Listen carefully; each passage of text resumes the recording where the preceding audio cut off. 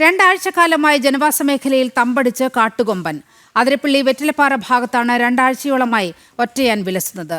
ജനവാസ മേഖലയിൽ നിന്ന് ചാലക്കുടി അതിരപ്പള്ളി പാതയിലേക്ക് ഇറങ്ങുന്ന കാട്ടാന റോഡിലൂടെ നടക്കുന്നതും പതിവാണ്.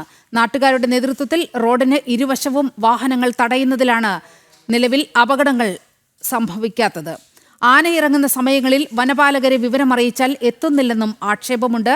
വിവരങ്ങളുമായി സാനു കെ സജീവ് ചേരുകയാണ്. സാനു, ജനങ്ങളുടെ സ്വൈര ജീവിതത്തിന് ഭീഷണിയാകുന്ന വിധത്തിലാണ് ഈ കാട്ടുകൊമ്പൻ അവിടെ തമ്പടിച്ചിരിക്കുന്നത്. എന്തെല്ലാമാണ് പ്രദേശവാസികൾ പറയുന്നത്?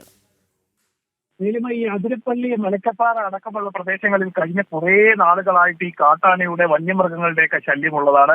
നമ്മൾ ഏതാനും ദിവസം മുൻപ് വരെ നമ്മൾ റിപ്പോർട്ട് ചെയ്തതാണ് കബാലിയുടെ വിളയാട്ടം ഈ അതിരപ്പള്ളി മലക്കപ്പാറ പാതയിൽ. അതിനോട് ചേർന്ന് തന്നെ മറ്റൊരു പ്രദേശമാണ് അതിരപ്പള്ളി വെറ്റിലപ്പാറ ഭാഗത്ത് രണ്ടാഴ്ചയായി ഒറ്റയാന്റെ സാന്നിധ്യം ഉണ്ടായിരിക്കുന്നു. ഈ ഒറ്റയാൻ ഈ പ്രദേശത്തെ കൃഷി, അതായത് കരകൃഷി അടക്കം വലിയ രീതിയിൽ നശിപ്പിക്കുകയാണ്. ഇത്തരത്തിൽ കൃഷി നശിപ്പിക്കാൻ തുടങ്ങിയതോടുകൂടി കാർഷിക മേഖലയ്ക്ക് കൂടി വെല്ലുവിളിയായിരിക്കുകയാണ്. അതായത് നാട്ടുകാർ പറയുന്നത് രാവിലെയും ഒപ്പം തന്നെ വൈകുന്നേരങ്ങളിലുമാണ് ഈ കാട്ടുകൊമ്പൻ ഏറ്റവും അധികം ഭീഷണിയായി മാറുന്നത്. ഒപ്പം തന്നെ ഈ റോഡിലേക്ക് ഇറങ്ങി നിൽക്കുന്നതിനാൽ വലിയ വാഹന യാത്രക്കാർക്കടക്കം വലിയ വെല്ലുവിളിയാണ് ഉണ്ടാകുന്നത്. ഇത്തരം ഘട്ടങ്ങളിൽ ആനയുടെ സാന്നിധ്യം ഉണ്ടാകുന്ന സമയങ്ങളിൽ നാട്ടുകാർ ഇടപെട്ടാണ് വാഹനങ്ങൾ അടക്കം നിയന്ത്രിക്കുന്ന ഒരു നിലയിലേക്ക് കാര്യങ്ങൾ പോകാറുള്ളത്.